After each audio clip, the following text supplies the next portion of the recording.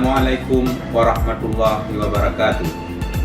Kepala Seksi Pendidikan Diniyah dan Pondok Pesantren beserta staf Kantor Kementerian Agama Kabupaten Aceh Utara mengucapkan Selamat Hari Santri Nasional tahun 2021. Santri siaga, jiwa raga.